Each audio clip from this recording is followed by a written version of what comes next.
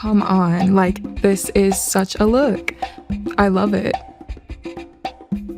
Glass lips is a super elevated look and I love it at the moment, so let's jump into it. I usually like to cleanse my skin first, then exfoliate, then apply serum and SPF, especially if I'm going outside. Now, if you want to achieve a mirrored finished look for your lips, it's very important to exfoliate first. So this needs to sit on your lips for about 1 to 2 minutes, so while we wait, we'll just move straight into eyeshadow. Now that we've let it soak, let's scrub it off. Now we're gonna go in with our butter balm. And just like the sugar scrub, we're also gonna let the Shea butter balm sit on our lips. And until then, let's move into our brows and eyeliner.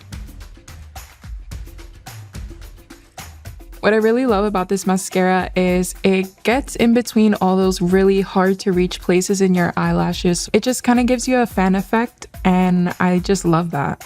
Last step before we get into our lips, we're gonna do blush. Now, for the moment we've all been waiting for, my favorite part is the lips. We're gonna start off with the lip liner.